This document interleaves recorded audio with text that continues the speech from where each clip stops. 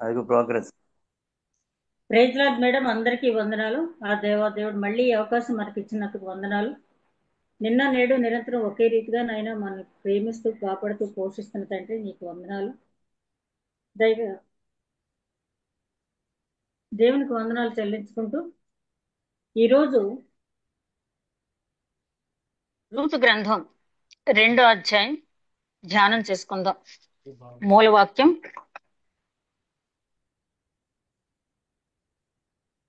2వ అధ్యాయం 2వ వచనంలో మధ్య నుండి చూసినట్టయితే, నీ సెలవైన ఎడల నేను పొలములోనికి పోయి ఎవని కటాక్షము పొందగలను వాని వెనుక పరిగ ఏరుకుందనని నయోమితో చెప్పగా.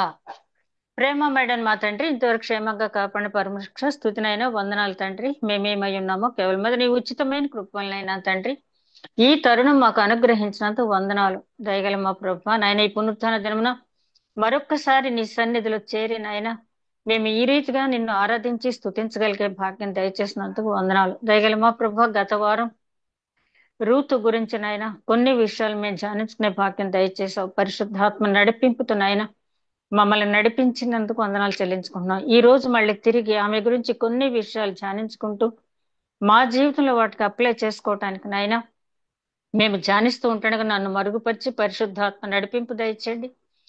అక్కడ ఉన్న ప్రతి ఒక్కరిపైన ఈ యొక్క పరిశుద్ధాత్మ నడిపింపు దయచేయండి. పరిశుద్ధాత్మ కుమ్మరింపు దయచేయండి.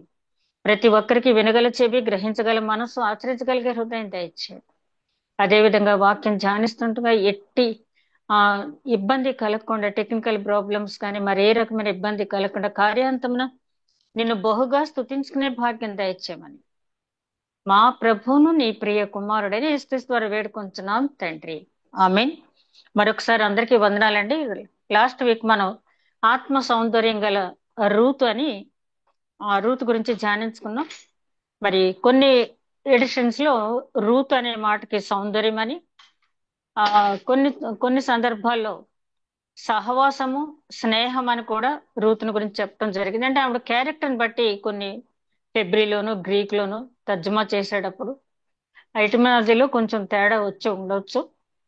ఏదేమైనా కూడా ఆత్మ సౌందర్యం గల స్త్రీ, అట్ ది సేమ్ టైం సహవాసం గల స్త్రీ, స్నేహితురాలైన స్త్రీ, స్నేహ సంబంధాలు పెంచుకునే స్త్రీ, మూడు కూడా సరిపోతాయి ఆవిడకి. మరి లాస్ట్ ఎపిసోడ్ లో ఆవిడ గురించి ధ్యానించుకున్నప్పుడు ఆమె ఒక మోయాబీరాలు. ఆ మోయాబీరాలు గురించి మనం కొన్ని విషయాలు ధ్యానించుకున్నాం.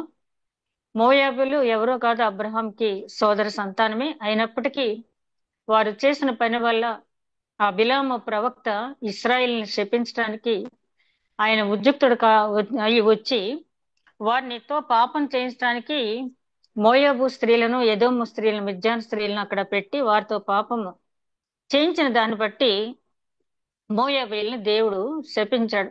10 తరాల వరకు ఆయన ఆలయంలోకి వారు రాకూడదు, ఆరాధించకూడదని. ఆ 10 తరాల తర్వాత ఆయన ప్లాన్ ఆయనకు ఉంది, ఆయన ప్రణాళిక ఆయన ఉంది. మన తలంపులు ఆయన నా తలంపులు మీ తలంపులు వంటివి కావు అని చెప్పారు ఆయన. కాబట్టి ఈ 10 తరాలు వాళ్ళని శిక్షించినా కూడా ఎవరు ఊహించినటువంటి బహుమానం ఇచ్చే దేవుడు, ఏ ఏ మోయాబు వంశం అయితే శపితమై 10 తరాలు దేవుని మందిరానికి, దేవుని ఆరాధనకు దూరంగా ఉందో, అదే మోయాబు వంశం నుంచి ఒక స్త్రీని తీసుకొచ్చి ఆమెను యేసుక్రీస్తు వంశాల్లో చేర్చడం అనేది అది దేవుని ప్రణాళిక.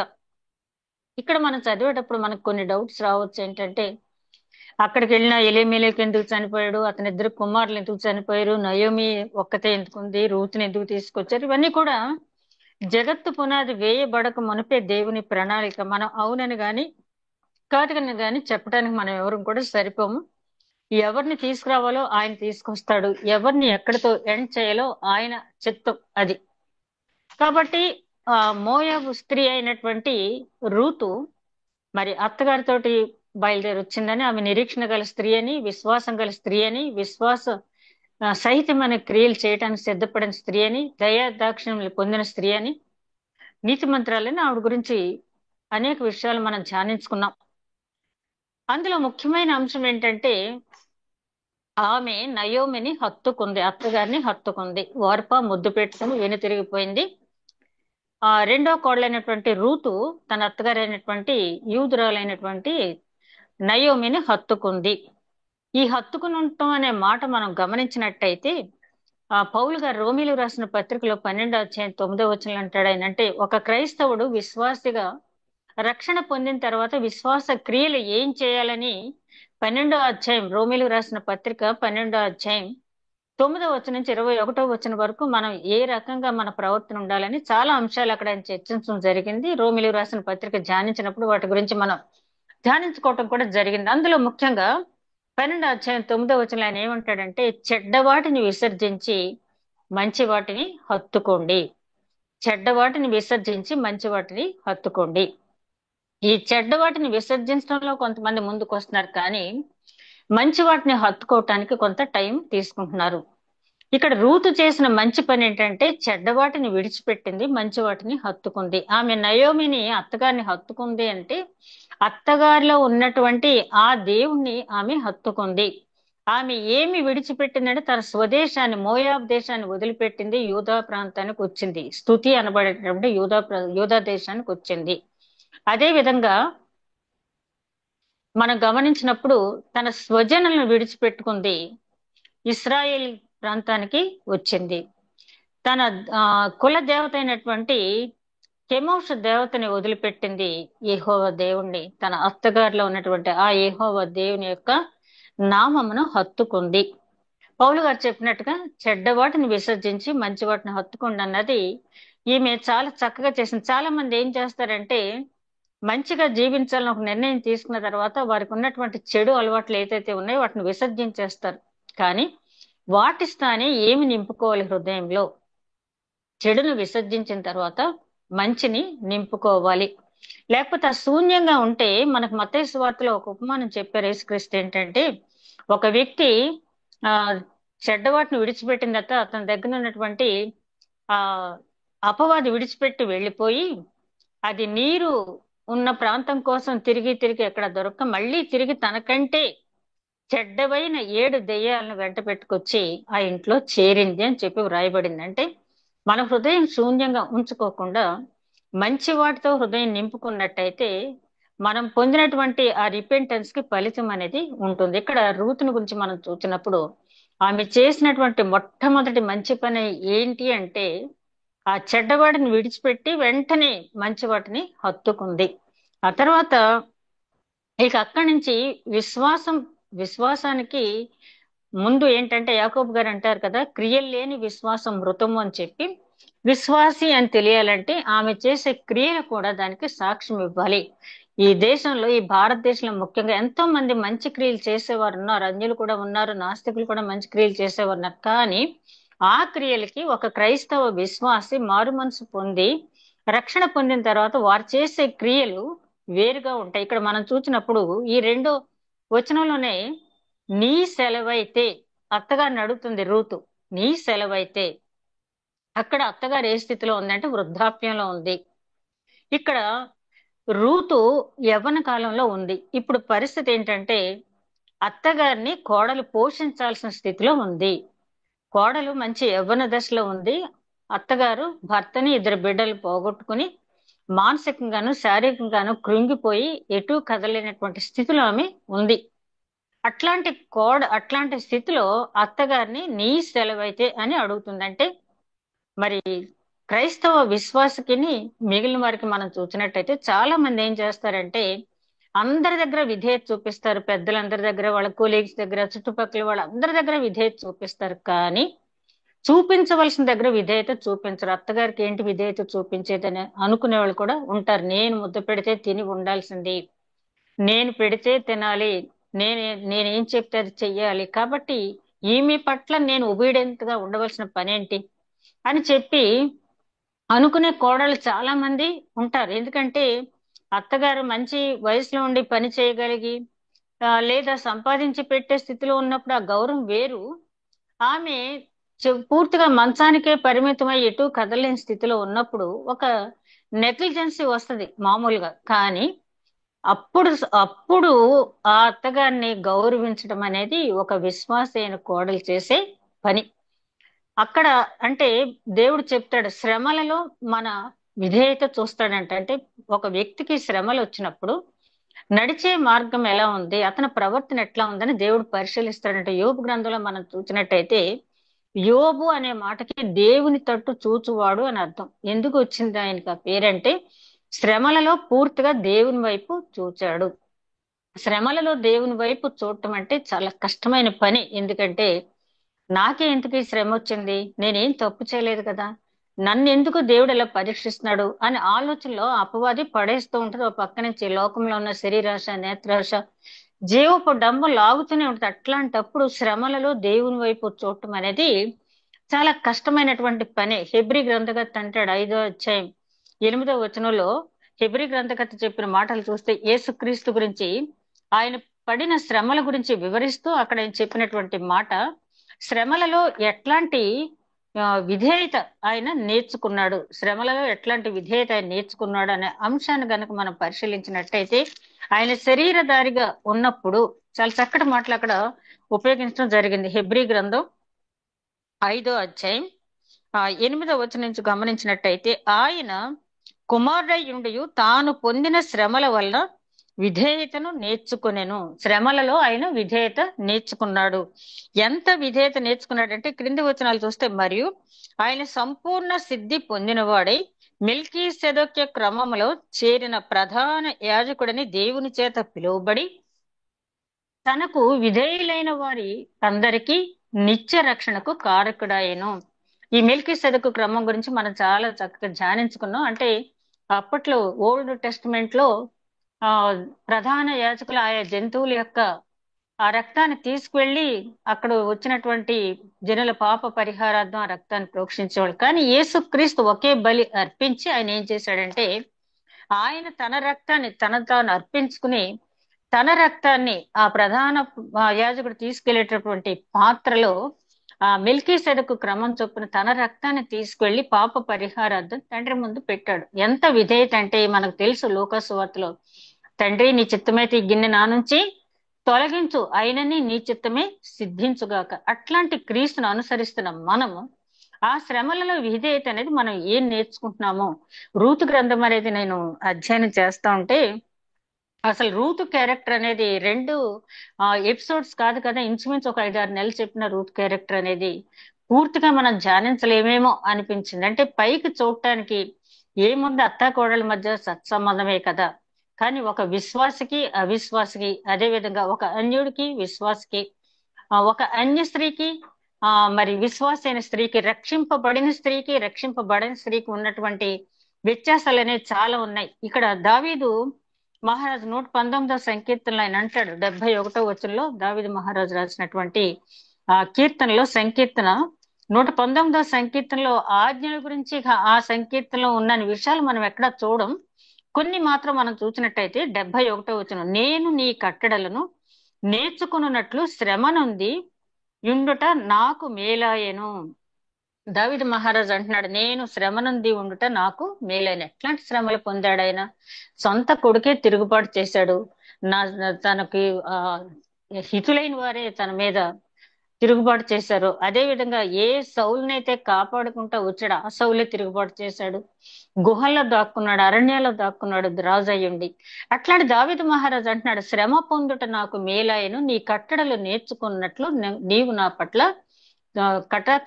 నా పట్ల శ్రద్ధ చూపించావని చెప్పి. అంటే మార్టిన్ లూథర్ గారు మిస్సెస్ కూడా ఒకసారి, క్యాథరిన్ ఓరా గారు కూడా ఆవిడ అంటారంటే ఏంటంటే, దావీదు కీర్తనలు గనక నేను చదివి ఉండకపోతే నా భర్త ఎడబాటు తర్వాత నేను ఈ బిడ్డల్ని పెంచుకుని ఉండేదాన్ని కాదు, ఇంత సేవ నేను చేసి ఉండగలిగేదాన్ని కాదు. దావీదు కీర్తనలు నేను చదివిన తర్వాత నాకెంతో నేను నేర్చుకున్నాను. నా శ్రమను దావీదు కింగ్ డేవిడ్ పొందిన శ్రమల పక్కన పెట్టి పోల్చుకున్నప్పుడు నేను పడే శ్రమంతా అని చెప్పి నాకు మార్గదర్శకుడుగా ఆ కీర్తనకారుడు నిలబడ్డాడని చెప్పి ఆవిడ చెప్పడం అనేది జరిగింది. కాబట్టి రూతు హత్తుకుంది అత్తగారిని, అంటే దేవుని హత్తుకుంది, విశ్వాసగా ప్రకటించింది. ఇక విశ్వాసగా ప్రకటించక్కర్లే. ఆవిడ ఎప్పుడైతే మోయాబు నుంచి వచ్చేసి అత్తగారితో ఇక్కడ నివాసం ఉండటానికి వచ్చిందో అప్పుడే ఆవిడ యూదురాలుగా ఆవిడ లెక్క. ఇక ఆవిడ క్రియలు ఎట్లాగా, మొట్టమొదటి క్రియ అత్తగారికి విధేయత చూపించింది.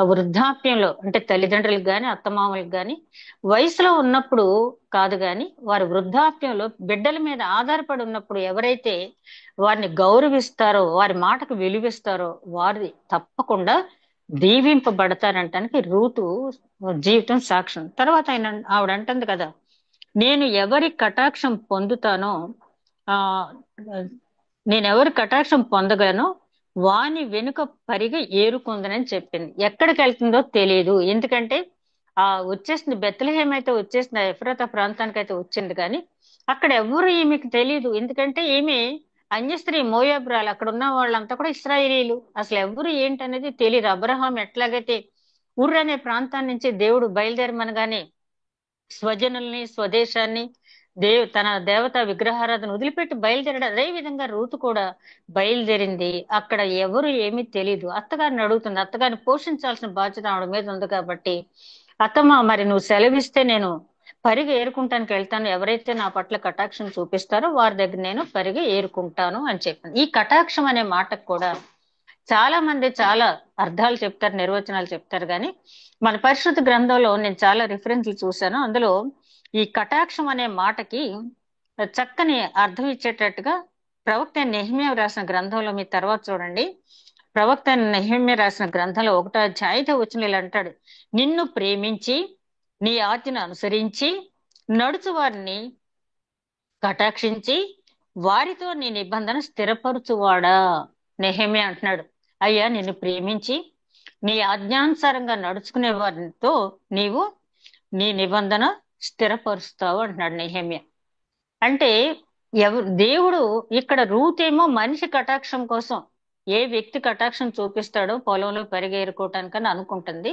ఇక్కడ నెహెమ్యా దేవుని కటాక్షం కోసం చెప్తూ ఉన్నాడు. ముందు మనుషుల కటాక్షం పొందిన స్త్రీ మనుషుల కటాక్షం పొందాలి అంటే ఆవిడ దేవుని కటాక్షం తప్పకుండా పొంది ఉండాలి. రూతు జీవిత చరిత్ర చూచినప్పుడు ప్రతి అడుగులను కూడా దేవుని కటాక్షం, దేవుని దయ, దేవుని ప్రేమ ఆవిడ జీవితంలో మనకి వెల్లడవుతుంది.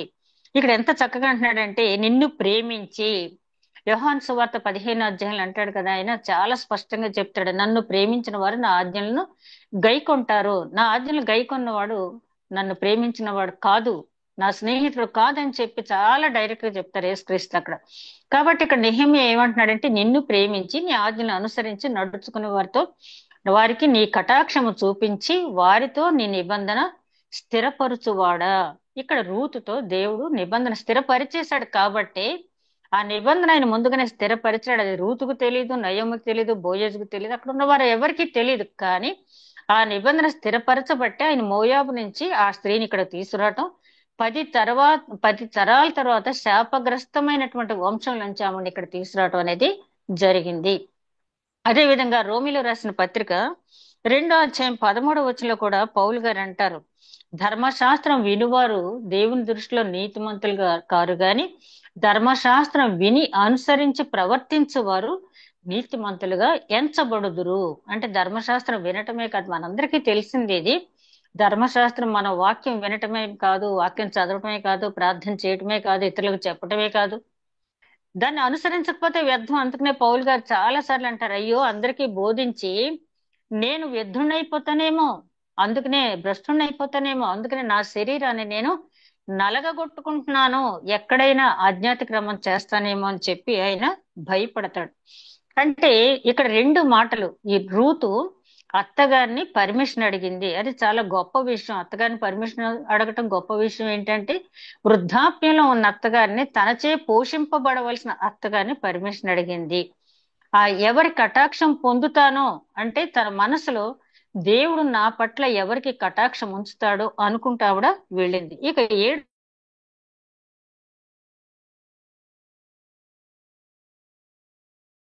7వ వచనంలో చూస్తే, అక్కడ 7వ వచనం వరకు చూస్తే పైన గమనించినట్లయితే అడిగినప్పుడు కుమారి పొమ్మనెను, కాబట్టి ఆమె వెళ్ళి పొలంలోనికి వచ్చి చేను కోయువారు వెనక పొలంలో ఏరుకొనెను. ఆ పొలంలో ఆమె పోయిన భాగము ఎలీమెలెకు వంశపడైన బోయజుది.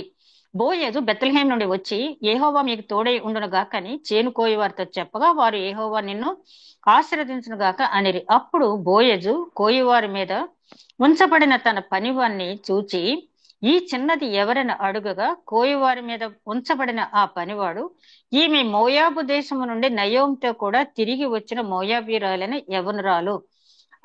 ఆమె నేను కోయవారి వెనుకకు ఆ పనల మధ్యను ఏరుకొని కూర్చుకున్నట్టుకు దయచేసి నాకు సెలవిమ్మని అడిగాను. ఆమె వచ్చి ఉదయం మొదలుకొని ఇది వరకు ఏరుకొనుచుండెను, కొంతసేపు మాత్రము ఆమె ఇంట కూర్చుండెనని వాడు చెప్పాను. ఇక్కడ వరకు మనం గమనించినట్లయితే 8వ వచనం వరకు, 2వ వచనం, 3వ వచనం దగ్గర నుంచి 8వ వచనం వరకు జరిగింది ఏంటంటే, అత్తగారు పర్మిషన్ ఇచ్చింది, ఆ పరిగె ఏరుకోవటానికి వెళ్ళింది. మరి దేవుడు నడిపిస్తాడు. నీ ప్రవర్తన అంతటి మీద ఆయన అధికారముకు ఒప్పుకున్నట్టయితే ఆయన నీ త్రోవను సరళము చేయును అంటాడు. సామెతల గ్రంథకర్త 3వ అధ్యాయం 6వ వచనం. నీ ప్రవర్తన అంతటి మీద ఆయన అధికారముకు ఒప్పుకొనుము, అప్పుడు నీ త్రోవలను ఆయన సరళం చేయి. ఇక్కడ త్రోవలు ఆమె ఆయన అధికారానికి ఒప్పుకుంది. ఒప్పుకున్నప్పుడు ఆయన ఆమెకు మార్గం సరళం చేశాడు. చేసినప్పుడు అక్కడ పనివారు ఈమెను గురించి సాక్ష్యం ఇస్తూ ఉన్నారు. ఈమె ఒక మోయాబిరాలు, ఆ పనివారికి తెలియదు. వచ్చింది ఒక పని అతన్ని అడిగింది, అయ్యా నేను ఇక్కడ పరిగె ఏరుకుంటానని. అంటే దేవుడు ముందుగా ఆ పనివాడికి అక్కడ అత్తగారి దయ పొందింది, ఆ తర్వాత ఇక్కడ ఈ పనివాడి మీద ఉంచినటువంటి ఆ వ్యక్తి దయ కూడా పొందింది. అతను అన్నాడమ్మా పరిగె ఏరుకోమని చెప్పి అన్నాడు. అయితే బోయజ్ వచ్చి అడుగుతున్నాడు, ఎవరు ఈ అమ్మాయి, కొత్త అమ్మాయి కనపడుతుంది, ఈ చిన్నది ఎవరు అని అడిగాడు. అడిగితే ఈమె మోయాబిరాలు, ఈమె అత్తగారితో పాటు మోయాబు నుంచి వచ్చిన మొత్తం స్టోరీ అంతా కూడా ఇక తన భర్త మరిది గారు మామగారు పోయారు, తన వృద్ధురాలైన అత్తగారితో కలిసి వచ్చింది. ఆ వృద్ధురాలైన అత్తగారిని పోషించడానికి, తాను బ్రతకటానికి, ఈ పని చేసుకోవటానికి వచ్చింది. నన్ను బ్రతిమాలింది, నేను పర్మిషన్ ఇచ్చాను అని చెప్తున్నాడు. పనివారు సాక్ష్యం ఇచ్చారంటే ఇక్కడ మనం గమనించాల్సింది ఏంటంటే, మన సత్క్రియలు చూసి, అంటే పనివాడు సాక్ష్యం ఊరికనే ఇవ్వాల, ఆవిడ వచ్చిన దగ్గర నుంచి కూడా చెప్తున్నాడు. వచ్చింది మొదలుకొని చకచక తను పని చేసుకుంటుంది, కొంతసేపు మాత్రమే ఇంటికి వెళ్ళి మళ్ళీ వెంటనే వచ్చింది, ఇంతవరకు తను పని చేసుకుంటూనే ఉందని చెప్తున్నాడు. అంటే విశ్వాసి అయిన తర్వాత, రక్షణ పొందిన తర్వాత మన క్రియలు ఏ విధంగా ఉండాలి, అక్కడ పనివాడు కూడా ఈమె యందు దయ పుట్టేటట్టుగా ఆ మాటలు ఉన్నాయి. అంటే దేవుని ముఖం, నీ ముఖం చూస్తే మాకు దేవుని ముఖం చూసినట్టు ఉందే అంటారు కదా పరిశుద్ధ గ్రంథంలో కొంతమందిని గుర్చి. అలాగే ఈమెను చూసిన తర్వాత పనివాడికి దయ పుట్టింది. దయ పుట్టి అతను ఏమన్నాడంటే, నువ్వు కోసుకోమని చెప్పాను, ఈ రకంగా ఆమె చేసిందని చెప్పినప్పుడు ఇక్కడ మనం గమనించాల్సింది ఏంటంటే, ఒకళ్ళు మన గురించి సాక్ష్యం, మన గురించి మంచి సాక్ష్యం ఇవ్వాలి అంటే మన క్రియలు మంచి క్రియలై ఉండాలి. మన క్రియలు మంచి క్రియలై ఉండాలి. ఎఫెసీయులకు రాసిన పత్రిక 2వ అధ్యాయం 10వ వచనంలో రక్షింపబడిన వారి కోసం ముందుగా ఏర్పాటు చేయబడినటువంటి సత్క్రియలు, ఇది చాలా జాగ్రత్తగా చూడాలి. సత్క్రియలు, చాలా మంది పొరపాటు పడేది ఏంటంటే, వీరు సత్క్రియలు చేశారు కనుక రక్షింపబడ్డారు అంటారు. కాదు కాదు, రక్షింపబడిన వారు చేయవలసినటువంటి క్రియలు వేరుగా ఉన్నాయి. ఇక్కడ రూతు జీవితాన్ని చూసినప్పుడు ఒక రక్షింపబడిన స్త్రీ ఏ విధంగా ప్రవర్తిస్తుందో ఒక్కొక్కటి చూస్తున్నాం. తన అత్తగారిని గౌరవించింది, ఎవరు కటాక్షం పొందుతానే దేవుని సన్నిధిలో ప్రాధేయపడింది, ఆ పనివాడి దయ పొందింది, పనివాడు మంచి సాక్ష్యం ఇస్తూ ఉన్నాడు. అంటే నీ క్రియలు బట్టి ఎవరు అయినా సరే నీ గురించి ఏమి సాక్ష్యం ఇస్తూ ఉన్నాడు. ఈ సత్క్రియలు అనేది మనం చాలా తేలిగ్గా తీసుకుంటాం, కానీ దేవుడు ముందుగా రక్షింపబడిన వారి కోసం కొన్ని క్రియలని ఆయన ముందుగానే ఏర్పాటు చేయటం అనేది జరిగింది. ఆ క్రియలు చేయటానికి ఆయన మన కోసం చేసినటువంటి త్యాగాన్ని మనం గమనించినట్లయితే, ఆ సత్క్రియలు మనం చేయటానికి ఆయన మన కోసం చేసినటువంటి త్యాగాన్ని మనం గమనించినట్లయితే, తిమోతి రాసిన పత్రిక 2వ అధ్యాయం, తీతు రాసిన పత్రిక 2వ అధ్యాయం 14వ వచనం, అపోస్తలుడైన పౌలు తీతుకు రాసినటువంటి పత్రిక 2వ అధ్యాయం 14వ వచనం, ఆయన సమస్తమైన దుర్నీతి నుండి మనల్ని విమోచించి, అంటే ఆల్రెడీ విమోచింపబడిన వారు, సత్క్రియలందు ఆసక్తి గల ప్రజలను తన కోసము పవిత్రపరుచుకొని, విమోచింపబడిన వారిలో మళ్ళీ సత్క్రియలు చేయాలని ఎవరికైతే ఆసక్తి ఉందో వారిని ఆయన ఏర్పాటు చేసుకుని వారిని పవిత్రపరుచుకున్నాడంట. ఆ పవిత్రపరుచుకోవటానికి పవిత్రపరుచుకుని తన సొత్తుగా వారిని చేసుకోవాలనుకున్నాడంట. చూడండి ఎంత ఆ ఈ ఒక్క వచనంలో దేవుడు మన కోసం ఏర్పాటు చేసినటువంటి ప్రణాళిక. విమోచింపబడిన వారిని చూశాడు. ఆ విమోచింపబడ్డ వారిలో సత్క్రియలందు ఆసక్తి ఉన్నవారు ఎవరో గమనించాడు ఆయన. ఆ సత్క్రియలందు ఆసక్తి ఉన్నవారిని పవిత్రపరుచుకున్నాడు ఆయన. ఈ పవిత్రపరుచుకోవటానికి, పవిత్రపరుచుకుని తన సొత్తుగా చేసుకోవటానికి ఇతడు నా ప్రియ కుమారుడు, ఈమె నా ప్రియ కుమార్తె అని ఏర్పాటు చేసుకోవటానికి, దేవుని బిడ్డలుగా మనల్ని ఏర్పాటు చేసుకోవటానికి ఆయన చేసినటువంటి పని మనం గమనించినట్లయితే, తన్ను తానే మన కొరకు అర్పించుకొనెను. అంటే ఆ రక్తం ఆయన చిందించడం ద్వారా మనల్ని శుద్ధీకరించాడు. దేనికంటే సత్క్రియలు చేయటానికి. అంటే ఒక విశ్వాసకి ఎప్పుడు కూడా సత్క్రియల మీద ఆసక్తి అనేది ఉండాలి. అందుకనే మత్తయి సువార్త 5 అధ్యాయం 16 వచనంలో యేసుక్రీస్తు చాలా స్పష్టంగా అక్కడ చెప్పడం జరుగుతుంది. మీ మీ క్రియలు, మీ సత్క్రియలు చూసి పరలోకమందు ఉన్న మీ తండ్రి మహిమ పరచబడాలి. కాబట్టి వారి ఎదుట మీ వెలుగు ప్రకాశింపనీయుడి. వారి ఎదుట మీ వెలుగు ప్రకాశింపనీయడు. అంటే ఏదో దీపం పట్టుకునో లేకపోతే హై వోల్టేజ్ బల్బ్ పట్టుకుని నిలబడి వెలుగు ప్రకాశించడం కాదు, కానీ మన క్రియల ద్వారా, మన క్రియల ద్వారా తండ్రి మహిమ పరచబడేటట్లు వెలుగు, మన వెలుగుకి ప్రతినిధులుగా ఉండాలి. ఆయన వెలుగుని గూర్చి లోకానికి సాక్ష్యం ఇచ్చేవారిగా ఉండాలి. ఇప్పుడు రూతు జీవితాన్ని చూసినప్పుడు ఆమె నయోమిని హత్తుకున్న తర్వాత ఒక యూదురాలిగా, ఒక ఇశ్రాయేలు జనాంగంలో వచ్చిన తర్వాత ఆమె చేసినటువంటి పని ఒక్కొక్కటి చూస్తే విధేయత, కటాక్షం పొందిన స్త్రీ, దయ పొందిన స్త్రీ, అదే విధంగా సత్క్రియలు చేసినటువంటి స్త్రీగా మనం చూస్తూ ఉన్నాం. ఆ తర్వాత 9వ వచనం మనం గమనించినట్లయితే అక్కడ ఆయన చెప్తున్నటువంటి మాట, వారు కోయు చేను కనిపెట్టి వారిని వెంబడించుము, నిన్ను ముట్టకూడదని యవనస్తులకు ఆజ్ఞాపించి ఉన్నాను. నీకు దాహమైనప్పుడు కుండ ఎదుట పోయి పనివాడు చేదిన నీళ్లు త్రాగమని చెప్పాను. వెంటనే బోయజ్ ఏమన్నాడంటే, ఏంటమ్మాయి, అతను ఎవరినో పర్మిషన్ అడిగి రావటం ఏంటి, నువ్వు అసలు నువ్వు యజమాని వచ్చిన తర్వాత అడగాలని తెలియదని, కానీ ఏం అనలేదు. ఆ పనివాడు ఇచ్చిన సాక్ష్యాన్ని ఆధారం చేసుకుని ఏమంటాడంటే, నువ్వు ఇక్కడే ఉండు, ఈ పనివారి మీదే ఉండు, మా పనివారిని కనిపెట్టు చూడు అంటున్నాడు. అక్కడ మనం గమనించినట్లయితే, నువ్వు చేస్తూ చేస్తూ మా పని వారిని కనిపెట్టి చూడు, నిన్నెవరిని ముట్టకూడదు నేను ఆజ్ఞ కూడా ఇచ్చాను. అంటే తనను నమ్మిన వారిని తలగానే ఉంచే దేవుడు గాని తోకగా చేసే దేవుడు కాదు. అదేవిధంగా 10వ వచనం చూస్తే, అందుకు ఆమె సాగిలపడి తల ఉంచుకుని, ఏమీ తెలిసి పరదేశినైన నాయందు లక్ష్యముంచున్నట్లు నీకు కటాక్షము కలుగును అని చెప్పగా, బోయజు, నీ పెనిమిటి మరణమైన తరువాత నీవు నీ అత్తకు చేసినది అంతయు నాకు తెలియబడెను.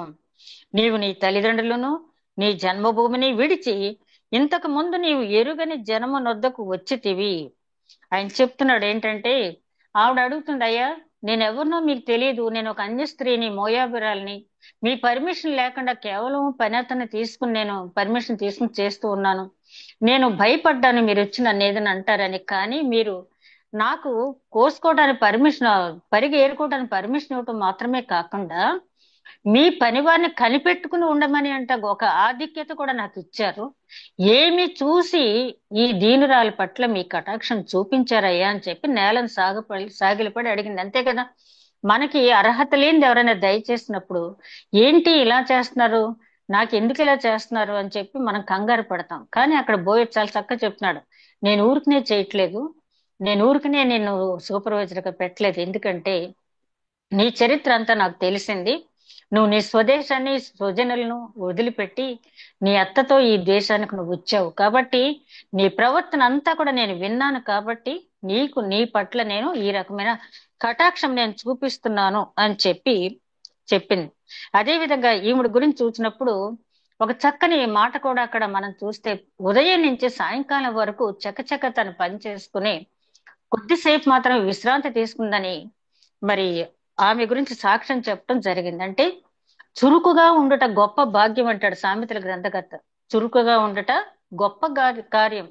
అదేవిధంగా హెబ్రీ స్త్రీలు చురుకైన వారు అంటారు. షిఫ్రా, పూయ ఆ మోషేని చంపకుండా వదిలిపెట్టారు. అదే కాన్పు పీట మీద ఉన్నప్పుడు శిశువుని చంపమంటే ఎందుకు చంపలేకపోయారంటే వాళ్ళు అంటారు హెబ్రీ స్త్రీలు చాలా చురుకైన వారు అంటారు. అదేవిధంగా ప్రసంగి గ్రంథకర్త 10వ అధ్యాయం 10వ వచనంలో ఇనుప పనిముట్టుకి పదును పెడితేనే తప్పించి చాలా శ్రమ పడాల్సిన అంటే వ్యక్తి కూర్చుని లేజీనెస్ అనేది అలవాటు చేసుకుంటే మనం ఎందుకు పనికిరాచ్చు. దేవుడు సోమరిని ఇష్టపడ్డాడు, సోమరి అయిన చెడ్డదాసుడు అంటాడు కదా ఆయన. అదే విధంగా ఆ ప్రకటన గ్రంథం 21వ అధ్యాయంలో ఆ ఎవరు ఆ, నిత్య జీవాన్ని ప్రవేశించరు అన్న దాంట్లో సోమరులు కూడా ఉన్నారు. సోమరులు అంటే దేవుడికి ఇష్టం ఉండదు. కాబట్టి ఈవిడ గురించి పనివాడిచ్చిన సాక్ష్యం చాలా చక్కటి సాక్ష్యం ఇవ్వటం జరిగింది. మనం ఏ విధంగా అంటే ఆ దేవుని విషయంలో ఒక ఇంటి పనిలో చాలా చురుగ్గా ఉంటారు చాలా మంది. అబ్బో ఇల్లు అద్దంగా పెట్టుకుంటారు, అందులో ఏమీ కాంప్రమైజ్ అవ్వరు. కానీ విశ్వాసగా రక్షింపబడిన ఆ పనులు అన్య స్త్రీలు కూడా చేసుకుంటున్నారు. కానీ రక్షింపబడినటువంటి స్త్రీగా నువ్వు ఏ పనిలో చురుకుగా ఉంటున్నావు, దేవుని కార్యం రాకడ సమీపంగా ఉంది, రాకడ చాలా సమీపంగా ఉంది. నీకు నీకు తెలిసినంత వరకు మొన్న మన జీసస్ ప్రేయర్ గ్రూప్ లోనే ఆ, ఆవిడ శోభారాణి గారు అనుకోండి మేడం గారు పెట్టారు ఒకటి. ఏంటంటే గ్రాహం స్టెయిన్స్ ని ఆ చంపేసిన వాళ్ళలో ఒక మైనర్ కూడా ఉన్నాడు. అతనికి జువైనల్ కోర్టు అదే జైల్లో పెట్టారు అతన్ని. కోర్టు శిక్ష విధించింది. ఆ శిక్ష పూర్తయిన తర్వాత బయటకు వచ్చిన తర్వాత అతను పశ్చాత్తాపం చెంది మారు మనసు పొంది బాప్తిసం తీసుకున్నాడు. అక్కడ అడిగారు, ఏంటి నీకు ఎవరు చెప్పారు, నిన్ను ఎవరిని బలవంతం చేశారు ఏంటంటే ఆ కుర్రాడు చాలా చక్కగా చెప్పాడు, నన్ను ఎవరూ బలవంతం చేయలేదు, నా మీద ఏ రకమైన ఒత్తిడి లేదు, నేను చేసిన పని తప్పు అని నాకు ఎలా తెలిసిందంటే ప్రతి సండే ఒక పాస్టర్ గారు వచ్చి ప్రేయర్ చేస్తారు, ఎవరికైనా చదువు వస్తే ఇంట్రెస్ట్ ఉంటే చదవండి అని బైబిల్ ఇచ్చి వెళ్ళిపోతారు ఆయన, అంతే తప్పించి ఇంకేం చేయరు. ఆ బైబిల్ చదివినప్పుడు చదివినంత సేపు కూడా నేను చేసిన పనికి నాకు నేనే పశ్చాత్తాపడ్డాను అని చెప్పి. అంటే ఆ పాస్టర్ గారు చేసిన పని కేవలం ప్రేయర్ చేశారు, ఆ బైబిల్ ఇచ్చారు, ఒక ఆత్మ రక్షింపబడింది.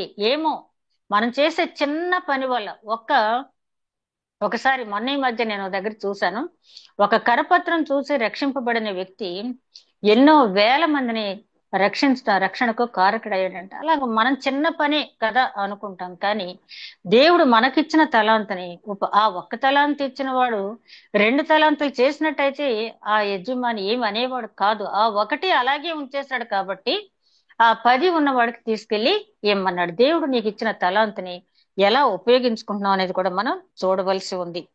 ఇక్కడ తర్వాత 10వ వచనంలో చూస్తే ఆ రూతు ఇంటికి వచ్చింది. వచ్చిన తర్వాత ఆమె చేసిన పని ఏంటంటే అత్తగారితో మొత్తం అంతా కూడా చెప్పింది. నేను ఇలా పలానా దగ్గరికి వెళ్ళాను అంటే బోయజు అనే మాట కూడా ఆవిడ ఆ యజమాని పేరేంటో కూడా రూతుకి తెలియదు. ఇలా వెళ్ళాను అక్కడ ఏరుకున్నానంటే చెప్పిన దాన్ని బట్టి అత్తగారు అక్కడే పుట్టి పెరిగింది కాబట్టి గ్రహించింది. నువ్వు వెళ్ళింది ఎవరో కాదు, అతను మన వంశస్థుడే బోయిజ్ అనే వ్యక్తి అని చెప్పి అత్తగారు చెప్పడం అనేది జరిగింది. అంటే యథార్థంగా అక్కడ జరిగింది ఏంటి అనేది చాలా యథార్థంగా చెప్పేసింది. అందుకని కీర్తనకారుడు 18వ సంకీర్తన 25 వచనంలో ఆయన అంటాడు, యథార్థవంతుల ఎడల నీవు యథార్థంగా ఉండే దేవుడువు. మన యథార్థతను బట్టి దేవుడు కూడా మన పట్ల యథార్థంగా ఉంటాడని అక్కడ చెప్పడం అనేది జరిగింది. అదే విధంగా ఇక 2వ అధ్యాయం తర్వాత అంటే 3వ అధ్యాయంలో కూడా రూతు గురించి కొన్ని మాటలు ఈ సందర్భంగా అంటే తర్వాత వచనాలు మనం చూసినట్టయితే ఈ 13వ వచనం దగ్గర నుంచి, నా ఏలినవాడ నేను నీ పనికత్తులు ఒకదానను కాకపోయినను నీవు నన్ను ఆదరించి నీ దాసురాలకు నా యందు ప్రేమ కలిగి మాట్లాడితివి కనుక నా ఎడల నీకు కటాక్షము కలిగినిమ్మని చెప్పాను. బోయేజు భోజన కాలమున నీవు ఇక్కడకు వచ్చినచో భోజనం చేసి చిరకలో నీ ముక్క ముంచి తినుమని ఆమెతో చెప్పగా చేను కోయవారి యొద్ద ఆమె కూర్చుండెను. అతడు ఆమెకు పేలాలు అందియగా ఆమె తిని తృప్తి పొంది కొన్ని మిగిల్చను. ఆమె ఏరుకొనుట లేచినప్పుడు బోయజు ఆమె పనల మధ్యను ఏరుకొని వచ్చును. ఆమెను అవమానపరచుకుడి మరియు ఆమె కొరకు పిడికిళ్లు పడవేసి ఆమె ఏరుకున్నట్లు విడిచిపెట్టుడి, ఆమెను గద్దింపవద్దని తన దాసులకు ఆజ్ఞాపించెను. కాబట్టి ఆమె అస్తమయం వరకు ఆ చేనిలో ఏరుకొనుచు తాను ఏరుకునే దాన్ని దుల్లగొట్టగా అవి దాదాపు తూమెడు ఎవలాయను. ఆమె వాటిని ఎత్తుకొని ఊరిలోనికి వచ్చినప్పుడు ఆమె అత్త ఆమె ఏరుకున్న వాటిని చూచెను. ఆమె తిని తృప్తి పొందిన తర్వాత తాను మిగిల్చిన దాన్ని చూచి ఆమెకిచ్చెను. అంతటా అత్త ఆమెతో, నేడు నీవెక్కడ ఏరుకుంటివి, ఎక్కడ పనిచేస్తువి, నీ యందు లక్ష్యముంచిన వారు దీవింపబడును గాక అనగా ఆమె తాను ఎవరి యొద్ద పని చేసినో అది తన అత్తకు తెలియచెప్పి ఎవరి యొద్దకు నేడు పని చేస్తున్నో ఆమె అతని పేరు బోయజు అనెను. నయోమి బ్రతికియున్న వారికిని చచ్చిన వారికిని ఉపకారం చేయటం మానని ఇతడు యెహోవా చేత ఆశీర్వదింపబడును గాక అని తన కోడలితో అనెను. మరియు నయోమి, ఆ మనుషుడు మనకు సమీప బంధువు, అతడు మనల్ని ఆ విడిపింపగల వారిలో ఒకడని చెప్పగా మోయాబీరాలైన రూతు, అంతేకాదు అతడు నన్ను చూచి తనకు కలిగిన పంట కోత అంతయు ముగించు వరకు తన పనివారి యొద్ద నిలకడగా ఉండమని నాతో చెప్పెను. అప్పుడు నయోమి తన కోడలైన రూతుతో, నా కుమారి, అతని పనికత్తెలతో కూడా బయలుదేరు, వేరొక చేనులోకి వారికి నీవు కనపడక పోవుట మంచిదనను. కాబట్టి ఎవల కోత ఎవల కోతయు గోధుమల కోతయు ముగియ వరకు ఆమె ఏరుకొనుచు బోయజు పనికత్తెల యొద్ద నిలకడగా ఉండి తన అత్త ఇంట నివసించెను. ఈ వచనాలన్నీ చూస్తే అక్కడ జరిగింది ఏంటంటే, ఆవిడ ఇంటికి వచ్చింది, అత్తగారు అడిగింది ఎక్కడికి వెళ్ళావు అని చెప్పింది. అంతకుముందు బోయజు ఏమన్నాడంటే, ఈమెను ఆటంకపరచవద్దు, పరిగి మాత్రమే కాకుండా కోసేవారితో పాటు పనల మధ్య కూడా ఏరుకోనివ్వండి ఈమెనని చెప్పాడు. అంత మాత్రమే కాదు, పిడికెళ్ళు విడిచిపెట్టండి, ఈమె కోసం పని కట్టుకుని పిడికెళ్ళు విడిచిపెట్టండి అని చెప్పాడు. ఎందుకంటే ఆమె పట్ల దయ పుట్టిందని. అంటే ఆ ధర్మశాస్త్రం ప్రకారం కూడా విధవరాలకి పరిగి ఏరుకునే హక్కు ఉంది, కానీ పిడికెళ్ళు పెట్టమంటాం, అదేవిధంగా పనల మధ్య ఏరుకోనిమ్మంటాం ప్రత్యేక శ్రద్ధ బోయేజు ఈమె పట్ల చూపాడు అనమాట. అది విన్న తర్వాత నయోమికి అర్థమైంది, అతను మన బంధువి, మనల్ని విడిపించగల సమర్థుడు, అతను మనకు సమీప బంధువు అని చెప్పి, నువ్వు ఇంకో చేనులోకి వెళ్ళొద్దు, అక్కడే పనిచేయని చెప్పిన తర్వాత ముఖ్యమైన మాట ఏంటంటే చివరి మాట, గోధుమ పంట ఎవల పంట అయ్యే వరకు కోసుకుంటూనే ఉంది. అంటే దగ్గర దగ్గర 6 నెలల పైనే ఈ 6 నెలలు కూడా పని చేసుకుంటూ ఉంది, సంపాదించుకుంటూ, కానీ తన అత్త దగ్గర నిలకడగా ఉంది. అంటే స్థిర విశ్వాసము, మనుషుల పట్ల స్థిరమైనటువంటి విశ్వాసము కనపరిచితే తప్పనిసరిగా దేవుని పట్ల కూడా మన స్థిర విశ్వాసం కనపరుస్తాం. అందుకనే దేవుడు మనుషుల దయలో, దేవుని దయలో, మనుషుల దయలో జ్ఞానమందును వయసు ఎందును పెరగాలని బిడ్డల గురించి ప్రార్థన చేయమంటాడు.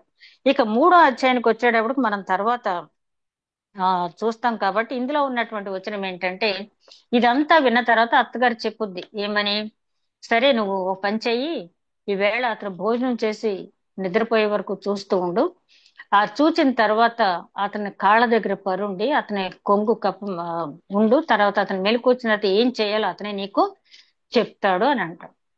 ఇది అంతా కూడా రూతు విన్న తర్వాత వచనాలు ఏముంటదంటే, అత్త చెప్పినవన్నీ కూడా ఆజ్ఞగా పాటించాను అని ఉంటది. అత్త చెప్పినవన్నీ కూడా ఆజ్ఞగా పాటించాను. 3వ అధ్యాయం 6వ వచనంలో చూస్తే, అంటే ఆజ్ఞ అనే మాట ఇక్కడికి ఎందుకు ఉపయోగించవలసి వచ్చిందో మనం తర్వాత క్రింది వచనాలకు వెళ్తే అర్థమవుతుంది. ఆవిడ మామూలుగానే చెప్పింది మాట, అత్తగారి మాటను శిరసావహించి ఒక ఆజ్ఞగా పాటించింది. ఆ తర్వాత బోయజు ఉలిక్కిపడి లేచి ఎవరు నా కాళ్ళ దగ్గర ఉన్నాడని అడగటం, ఆ తర్వాత నువ్వా, నీ గురించి నాకు అంతా తెలుసు, నువ్వు యోగ్యురాలు అని ఆమెతో చెప్పటం. ఆ తర్వాత విషయానికి వస్తే ఆజ్ఞ అనేది మనం చూసినప్పుడు సంకీర్తన 119 ఇందాక మనం చూసాం కదా, ఆ సంకీర్తన 119లో 21వ వచనం అంటాడు, గర్విష్ఠులను నీవు గద్దించువాడు, నీ ఆజ్ఞలు విడిచి తిరుగువారు శాపగ్రస్తులు. చూసారా, ఈమె అత్త చెప్పింది ఆజ్ఞ అనుకుంది కాబట్టి ఆమెకి ఏ రకమైన శాపం లేకుండా, ఆ మోయాబు నుంచి తెచ్చుకున్నటువంటి శాపం లేకుండా శాపానికి విముక్తి పొందినట్టుగా ఆమె మనం చూస్తూ ఉంటాం. అదే విధంగా 119వ సంకీర్తనలోనే 32వ వచనంలో చూస్తే అక్కడ అంటాడు, ఆ నా హృదయంను నీవు విశాలపరచినప్పుడు నేను నీ ఆజ్ఞల మార్గమున పరిగెత్తుదును. హృదయం విశాలపరచడం అంటే హృదయం ఆ సైజు ఎప్పుడు అలాగే ఉంటది. విశాలం ఎప్పుడవుద్దంటే అందులో ఉన్నటువంటి అనవసరమైన వస్తువులన్నిటిని తొలగించుకున్నప్పుడు హృదయం. ఇప్పుడు ఒక రూమ్ నిండా ఫర్నిచర్ ఉందనుకోండి, ఇరుకుగా ఉంటది, అందులో అనవసరమైన ఫర్నిచర్ అంతా తీసేస్తే విశాలంగా కనపడుద్ది. మన హృదయంలో ఉన్న లోకాశ, శరీరాశ, నేత్రాశ, జీవపు డంబు అని తొలగించుకున్నప్పుడు హృదయ వైశాల్యం అనేది పెరుగుద్ది. ఇక్కడ రూత్ ఏం చేసిన, అనవసరమైనట్లన్నిట్లు తొలగించుకుని దేవుని వైపు తిరిగింది. ఆజ్ఞల మార్గమున నా పరిగెత్తేదను, అత్తగారు చెప్పింది, మామూలుగా వెళ్ళలేదు, పరిగెత్తుకుంటా, అంటే ఏ మాత్రము తడవు చేయకుండా ఆమె ఆజ్ఞను పాటించడానికి వెళ్ళింది. అదే విధంగా 3వ అధ్యాయం 10వ వచనంలో చూస్తే అక్కడ ఆ బోయజ్ అంటాడు, యెహోవా చేత నీవు దీవెన నొందిన దానవు. మనం 3వ అధ్యాయం ధ్యానించేటప్పుడు మళ్ళీ దీన్ని బాగా ధ్యానించవచ్చు. తర్వాత 11వ వచనంలో అంటాడు, నువ్వు యోగ్యురాలైన స్త్రీ అంటాడు బోయజు రూతుని. అంటే యోగ్యురాలు, తన పెనిమిటికి కిరీటము. అంటే తనకి బోయజ్కి కిరీటం కాబోతూ ఉంది రూతు. అప్పటికి బోయజ్కి తెలియదు, రూత్కి తెలియదు. కానీ దేవుడు ఆయన చేత పలికించిన మాటలు చూడండి. నీవు దీవించబడిన దానివి, నీవు యోగ్యురాలువని ఇక్కడున్న జనమంతా సాక్ష్యం ఇస్తూ ఉన్నారు. నీవు యోగ్యురాలువని ఇక్కడున్న జనమంతా సాక్ష్యం ఇస్తూ ఉన్నారు. ఆ తర్వాత 3వ అధ్యాయం 13వ వచనంలో చూస్తే అక్కడ వాగ్దానం పొందింది బోయజ్ దగ్గర నుంచి. నువ్వు నా సమీప బంధువు కదా, విడిపించాలని మా అత్తగారు అంటున్నారు అన్నప్పుడు, నేను నీకు సమీప బంధువునే కానీ నాకంటే ఒక సమీప బంధువు నీకున్నాడు. అతను విడిపించకపోతే నేను యెహోవా జీవము తోడు నేను నిన్ను విడిపిస్తాను అని చెప్పి ఒక వాగ్దానం చేశాడంటే ఆ బోయేజ్ దగ్గర నుంచి వాగ్దానం కూడా తీసుకుంది. ఎంత వాగ్దానం ఎందుకు చేశాడు బోయేజ్ అంటే, ఈమె యెహోవా చేత దీవించబడిన స్త్రీ, దయ పొందిన స్త్రీ, యోగ్యురాలైన స్త్రీ కాబట్టి ఆయన అది చేశాడు. ఆ తర్వాత 4వ అధ్యాయం 10వ వచనంలో ఈ విమోచన అంతా జరిగిన తర్వాత ప్రకటిస్తాడు, నేను పలానా నయోమి కోడలు మహ్లోమ భార్య అయినటువంటి రూతు నేను వివాహం చేసుకుంటున్నాను అని మీరే పెద్దల సాక్ష్యం అని చెప్పి చెప్తాడు. 4వ అధ్యాయంలో మనం చూస్తాం. ఇక 4వ అధ్యాయం 13వ వచనంలో బోయేజు రూతు వివాహం అయిన తర్వాత దేవుడు ఆమెకు గర్భము అనుగ్రహించెను. మరి మామూలుగా చెప్పొచ్చు కదా, బోయేజు రూతుని వివాహం చేసుకున్న తర్వాత ఆమెకు ఒక కుమారుడు పుట్టాడని చెప్పి వదిలేయచ్చు. కానీ ఇక్కడ అనుగ్రహించెను, అనుగ్రహించను అనే మాట చాలా ఆలోచించవలసినటువంటి మాట. ఎందుకు అనుగ్రహించను అనే మాట వచ్చింది అని మనం ఆలోచించినట్టయితే, రూతు ఇక్కడికి రాకముందు, యూదా దేశము బెత్లెహేము ఎఫ్రాతా రాకముందు 10 సంవత్సరాల భర్తతో కాపురం చేసింది. ఆ 10 సంవత్సరాలు ఆమె గర్భవతి కాలేదు.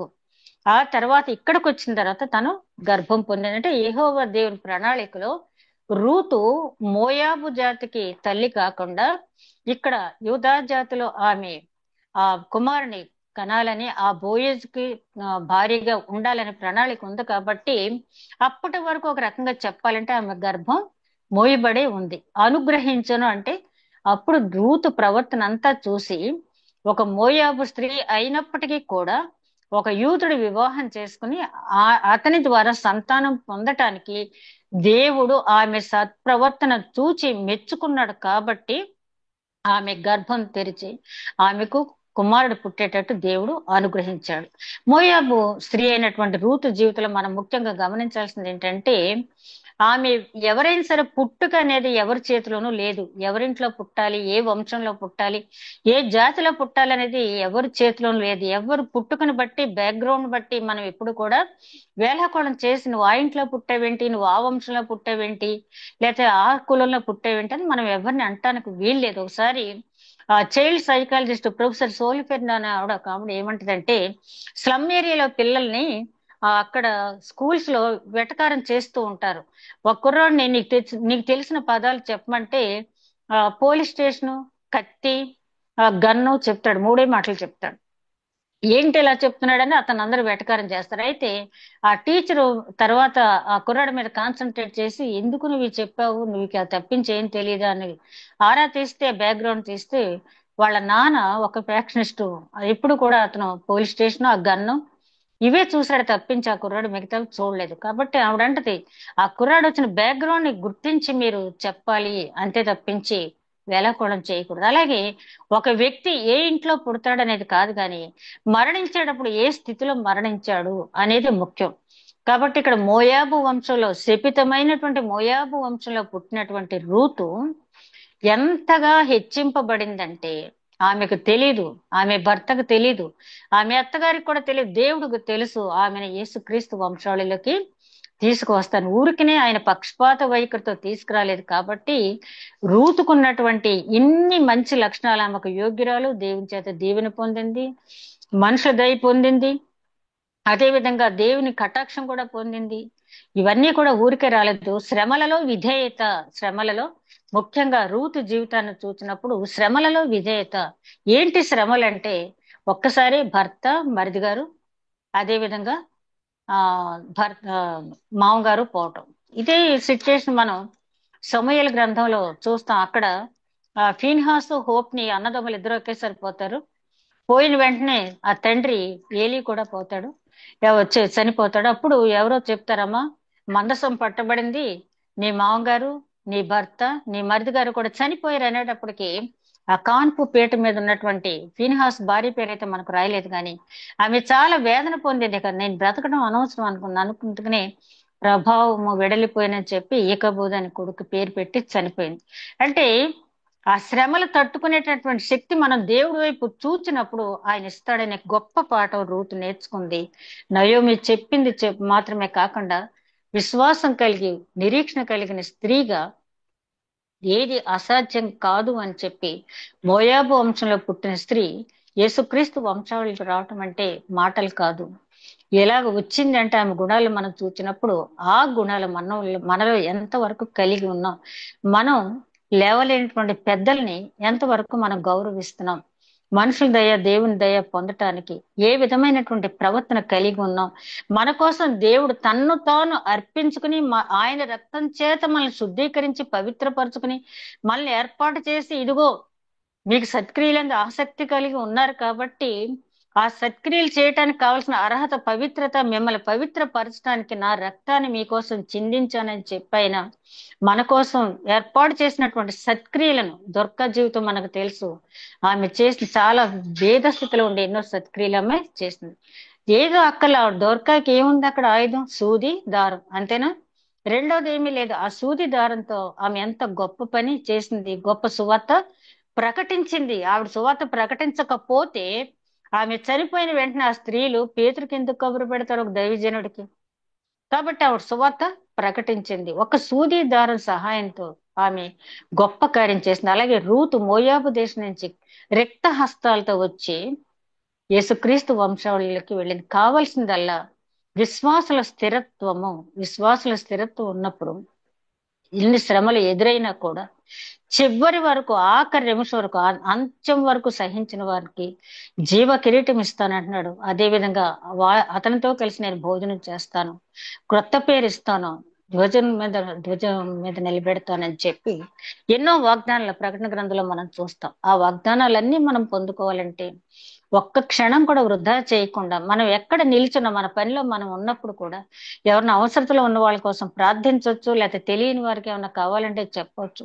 పరిశుద్ధ గ్రంథంలో నీకు తెలిసినంత వరకు ఇతరులకు ఉపయోగపడే మాట ఒక్క మాట చెప్పినా కూడా ఎన్నో ఆత్మలు రక్షింపబడతాయి. రూతు జీవితాన్ని ఆత్మ సౌందర్యం కలిగిన స్త్రీగా, మంచి సహవాసం కలిగిన స్త్రీగా, మంచి స్నేహ స్వభావం కలిగినటువంటి స్త్రీగా రూతు జీవిత చరిత్ర అధ్యయనం చేసిన మనము మన జీవితాల్లో వాటిని అడాప్ట్ చేసుకుని దేవుని వైపు చూస్తూ దేవుడు మన కోసం చేసినటువంటి సత్క్రియలు చేయటానికి దేవుని కృపను అర్థిస్తూ ముందుకు సాగుదాం.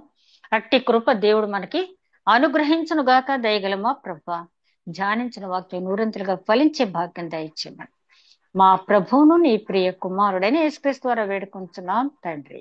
ఆమేన్.